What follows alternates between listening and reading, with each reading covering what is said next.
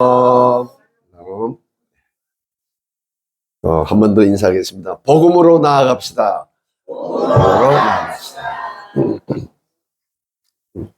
용화태아 시야가 오니까 자리가 꽉 차는 것 같아요. 시야.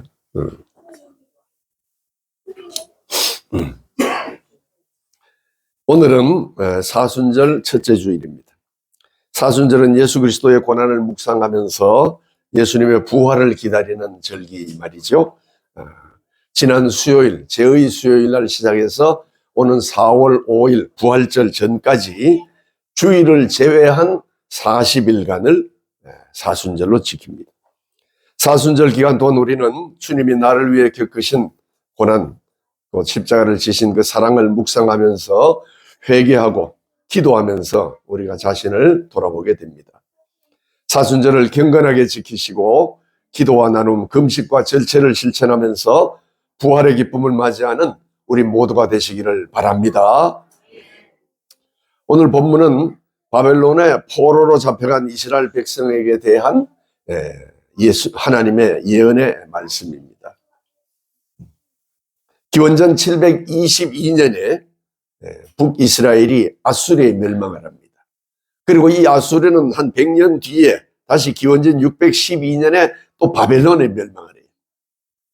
그리고 이 바벨론이 이스라엘 중에 남아있던 남유다를 공격해서 기원전 587년에 예루살렘 성전이 파괴되고 유다가 멸망을 합니다. 그리고 이때까지 남아있던 유대 백성들은 3차례에 걸쳐서, 나중까지 하면 4차례가 되지만 그 전까지 3차례에 걸쳐서 포로로 바벨론으로 이제 붙잡혀갑니다. 우리가 잘 아는 내용이죠. 이 붙잡혀간 사람들은 유다의 왕도 있었고 왕족들, 귀족들 뿐만 아니라 이스라엘의 뛰어난 장인들, 기술자들, 그리고 일반 백성들까지 약 2만 명 정도로 학자들은 봅니다. 그리고 이 사람들은 당시 남유다 인구의 약 25% 정도가 될 것이다. 이렇게 학자들이 설명을 합니다.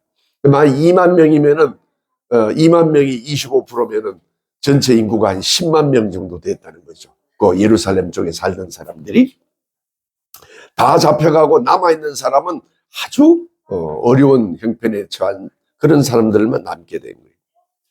이들 중에는 우리가 잘 아는 대로 1차 때 붙잡혀간 사람 중에는 나중에 바벨론과 페르시아에서 총리가 된 다니엘 같은 사람도 있고 또 세 친구들도 있죠. 그리고 2차 때 포로로 끌려가서 있는 사람 중에는 에스겔이라고 하는 선지자가 있습니다. 그 에스겔은 그 바벨론 땅에 거하면서 그 바벨론 땅에 포로로 와 있는 사람들에게 하나님의 말씀을 전하고 위로하고 그렇게 희망을 심어준 그런 예언자고 제사장이었습니다. 그런데 포로로 끌려간 지 한 70년쯤 되었을 때 기원전 538년에 바벨론이 갑자기 멸망을 합니다. 그리고 신흥 강국이 떠오르는데 그게 바로 페르시아입니다. 페르시아. 그래서 지금도 이란과 이라크가 서로 대립을 하잖아요. 그 옛날부터 쌓인 원한이 그렇게 있는 거예요. 그래서 이 고레스가 들어오면서 유다 백성들은 포로에서 해방돼서 예루살렘으로 돌아오는데 오늘 이 말씀은 해방을 앞둔 어느 시점에 한 무명의 예언자를 통해서 이스라엘 백성에게 전달된 선포된 하나님의 말씀입니다. 언제 될지는 모르지만 곧 하나님께서 이스라엘 백성을 포로에서 돌려보내실 것이라고 하는 그 예언의 말씀을 여기 성경에는 이사야서로 나오지만은 학자들이 연구한 바에 따르면 이사야서가 이 세 군데로 나눠져 있는데 특별히 40장 이후에 55장까지의 말씀은 한 무명의 예언자가 이사야의 이름으로 예언한 것으로 그렇게 보통 알려져 있습니다. 그래서 하나님께서는 그 이스라엘 바벨론의 포로로 있던 한 무명의 예언자를 통해서 하나님이 곧 우리 민족을 예루살렘으로 돌려보낼 것이다. 이 해방을 선포합니다. 이스라엘이 바벨론의 포로가 된 것은 왜 그랬습니까? 그 이스라엘 백성들이 북이스라엘과 마찬가지로 이 남유다에 있는 사람들도 하나님과 하나님의 계명을 어겼기 때문에 거기에 대한 벌을 받은 거예요. 우상을 숭배하고 왕부터 우상을 숭배했죠. 신앙이 타락하고 하나님의 말씀을 무시한 죄로 하나님의 심판을 받은 것입니다. 그러나 이제 70년이 지나서 우리가 정한 때가 되어 하나님께서 정한 때가 되어서 이스라엘 백성에게 새로운 미래를 열어주려고 하십니다. 그래서 이 무명의 예언자는 당시 힘든 포로 생활로 지치고 공고한 이스라엘 백성들에게 하나님의 말씀을 선포하고 하나님께 나아오라 라고 이제 말씀을 한 거예요. 1절 봅니다. 오라 너희 목마른 자들아 물로 나오라 돈 없는 자도 오라 너희는 와서 사 먹되 돈 없이 값없이 와서 포도주와 젖을 사라. 바벨론에 사로잡혀 와 있는 이스라엘 백성들에게 하나님의 위로의 말씀이 전달이 된 거예요. 예언자는 다시 고향 땅으로 돌아오게 될 백성들에게 앞으로 우리 민족에게는 영화로운 삶이 펼쳐질 것이다 이렇게 선포를 합니다. 이스라엘 백성이 지금 바벨론에 붙잡혀 포로 생활을 하고 있지만 곧 해방될 것이라는 그런 말씀이면서 동시에 과거의 우상 숭배나 그리고 불신앙으로 돌아가지 말고 주님에게 복음으로 돌아오라 하고 하는 그런 초대의 말씀입니다. 이 초청은 이스라엘 백성을 향한 것이지만 우리가 믿음의 눈으로 읽어볼 때 우리 모두에게 하시는 하나님의 초청입니다. 그래서 6절 이후에는 이 하나님의 초대의 말씀이 예언의 말씀이 온 인류에게로 확대가 됩니다. 6절 이후에 보면은 너희는 여호와를 만날 만한 때에 찾으라 가까이 계실 때에 그를 부르라. 이스라엘 백성에게 하시는 말씀이지만 곧 우리 모두에게 하시는 말씀이라는 거예요. 우리도 이스라엘 백성처럼 70년 또는 그보다 적은 기간 우리가 하나님을 떠나서 살아갈 때가 있지 않습니까? 그때 우리 주님께서 우리에게 새로운 길을 열어주시고 우리에게 하시는 말씀이 바로 이 말씀이에요. 너희는 여호와를 만날 만한 때 찾으라 가까이 계실 때 그를 부르라. 초대하시는 거죠. 와서 생수를 마시라 이렇게 초대하는 거예요. 주님의 초대하는 구원의 초청은 먼저는 하나님의 언약의 말씀을 받은 이 유대인 이스라엘 백성이지만 모든 이방인들에게도 해당이 되는 거예요. 다시 말하면 천국잔치는 들어오기를 원하는 사람은 모두에게 열려 있다는 것을 우리에게 말씀해 주고 있습니다. 그러므로 복음은 모든 사람에게 전해져야 되는 거예요. 저 사람은 복음을 받을 자격이 없어 이런 사람은 없는 거죠. 모든 사람에게 복음이 전해야 됩니다. 마태복음 22장 10절에 보니까 종들이 길에 나가 악한 자나 선한 자나 만나는 대로 모두 데려오니 혼인잔치에 손님들이 가득하였다 이렇게 말씀합니다. 누구나 초대를 받습니다. 스스로 나는 안 나갈 거야 이렇게 스스로 제외하지 않는 자는 누구도 제외되지 않습니다. 다만 초대해서 환영받는 사람이 있어요. 오늘 본문에 뭐라고 그랬습니까? 목마른 자들은 나오라 이렇게 말했어요. 목이 마른 사람이 주님의 초대에 환영을 받습니다. 목이 마른 사람이란 누구를 말합니까? 구원을 사모하는 사람이 목마른 사람입니다. 영원한 생명을 갈구하는 사람이죠. 고난 속에서도 주님의 구원을 바라보는 사람들입니다. 어려운 환경과 형편 속에서 독수리처럼 다시 힘을 얻어서 일어나기를 기대하는 사람이 목마른 사람입니다. 주님의 국률과 자비를 구하는 자들입니다. 주님 안에서 참된 행복을 구하며 주님을 의지하며 주님의 위로를 구하는 자를 우리가 목마른 자들이라고 말할 수 있습니다. 바로 이들에게 주님은 물로 나오라 그렇게 말씀합니다. 물로 나오라는 말씀은 주님께 나오라 이런 말씀이에요. 물은 예수 그리스도를 통해 얻게 되는 영생의 축복을 알려줍니다. 요한복음 7장 37절에 보면은 주님이 말씀합니다. 누구든지 목마르거든 내게로 와서 마시라. 주님은 영원한 생수가 되시고 우리를 고치시는 물이 되심을 믿으시기 바랍니다. 그러나 세상과 세상의 그 즐거움을 그것에 만족하는 사람들, 이런 사람은 목마르지 않는 사람에 속하는 거예요. 하나님의 은총 속에서 행복을 구하지 않는 자는 목마르지 않는 자예요. 여전히 우상을 가까이하고 말씀을 귀하게 여기지 않고 자기 힘으로 살아가는 사람은 목마르지 않는 사람입니다. 자신의 공로를 의지하며 이를 이루려고 하며 주님에 대해서 필요함을 깨닫지 못하고 발견하지 못하는 자는 목마르지 않는 사람입니다. 그런 사람은 혼자 힘으로 살아가는 거예요. 어려움이 생겨도 주님께 아뢰지 않습니다. 어떻게든 자기 힘으로 하려고 그러는 옳지 않는 태도입니다. 이런 자들은 자신의 궁핍을 깨닫지 못합니다. 그리고 자신의 영혼에 대해서 지금 곤고한 심령에 빠져 있는 것을 깨닫지 못하고 아픔을 느끼지 못하고, 그래서 불안해하지도 않고 주님의 초대에 응하지 않습니다. 그냥 하루하루 살아가는 게 그냥 인생의 그냥 목적인 것처럼 아무 생각 없이 살아가는 사람들이 있습니다. 그런 사람은 목마르지 않는 사람들이. 우리는 주님을 바라보면서 주님이 주시는 희망을 기대하면서 살아가야 됩니다. 그게 목말라의 사람이에요. 그런데 그렇지 않고 하루하루를 아무렇지 않게, 하나님이 분명히 우리를 보고 계신데도 불구하고 하나님께 나아가서 우리의 삶을 고백하고 좀 더 나은 삶을 기대하고 나아가지 않는 사람, 이런 사람은 천국 잔치를 외면하고 또 하나님께 나오지 않기 때문에 하나님의 벌에 떨어질 수밖에 없는 사람. 주님은 주님께 나아오는 자, 은혜를 사모하는 자, 목마른 자에게 갈급한 마음을 넉넉히 채워주시는 줄 믿습니다. 그래서 시편 81편 10절은 말합니다. 나는 너를 애굽 땅에서 인도하여 낸 여호와 내 하나님이 내 입을 크게 열라 내가 채우리라. 입을 닫고 있으면 주님이 채우지 않는 거죠. 우리가 입을 크게 벌려서 주님께 나의 목마름을 고백할 때 주님께서 나의 입에 그 갈급함을 채워주시고 내 영혼의 갈급함을 채워주시고 내 삶의 육신적인 피로를 채워주시는 분임을 믿으시기 바랍니다. 초대하는 목적은 와서 물을 사라는 거예요. 와서 사 먹되 그랬잖아요.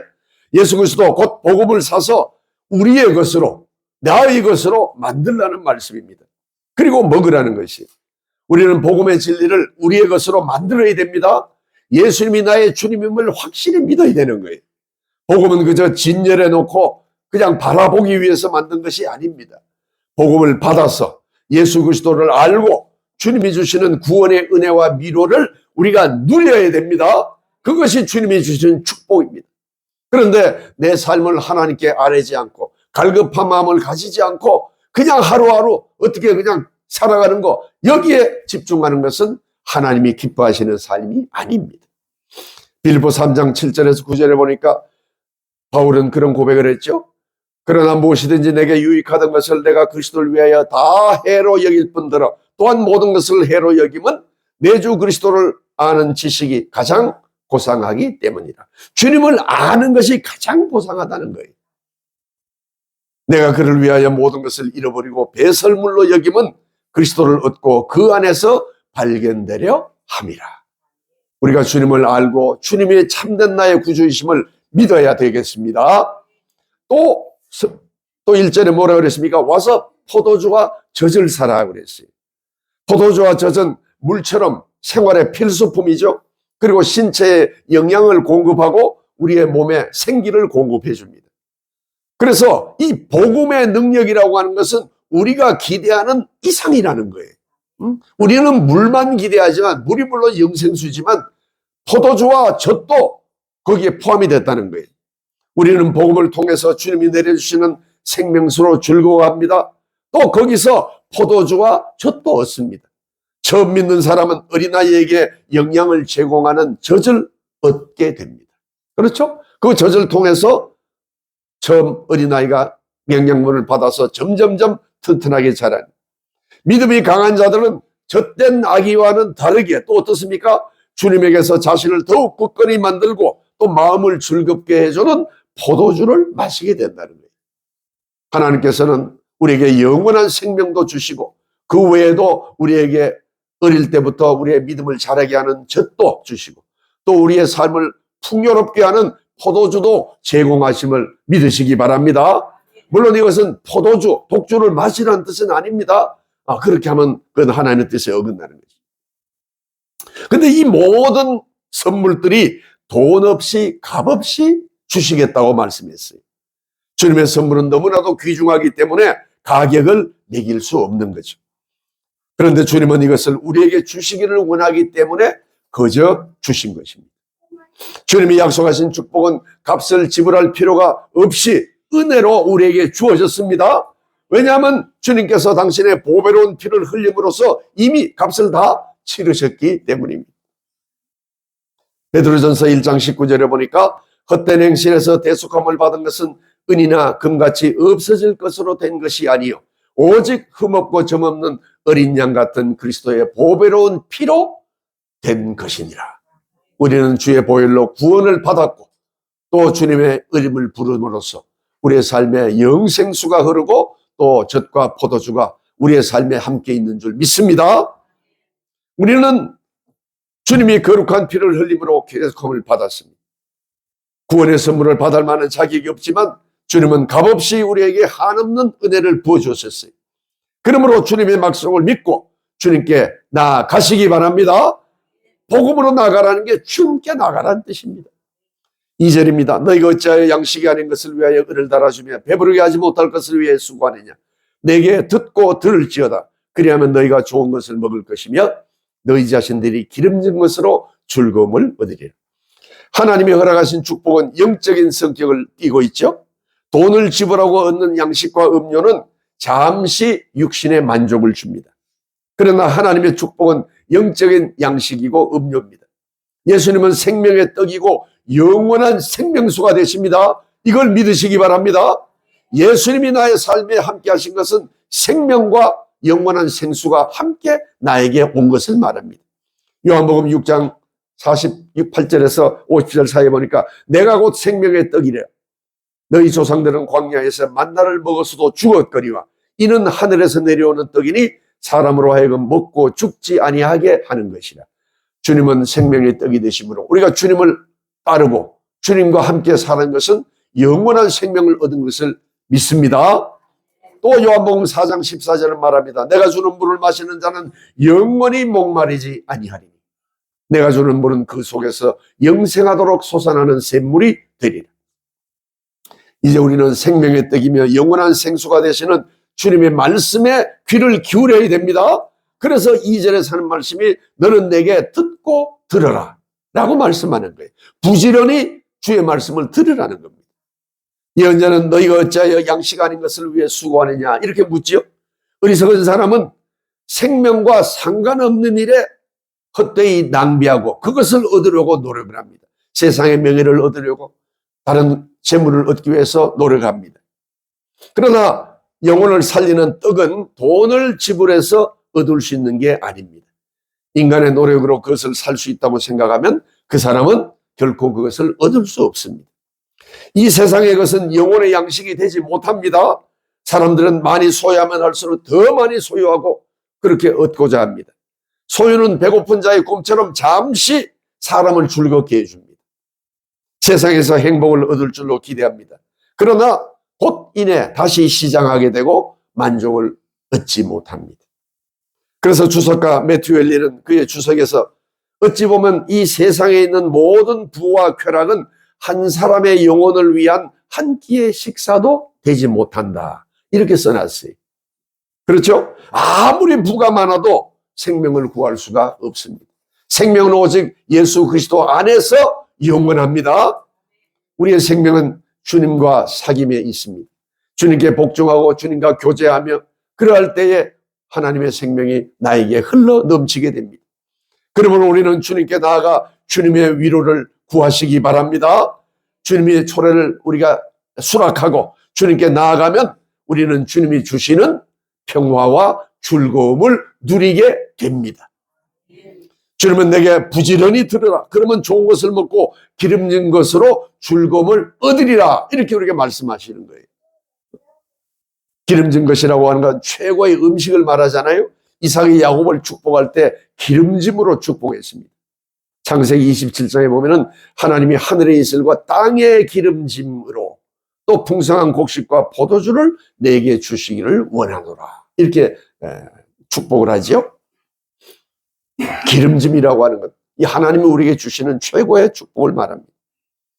하나님의 말씀에 순종하는 자에게 가장 큰 기쁨을 주셔서 우리로 즐거워하게 하시는 줄 믿으시기 바랍니다.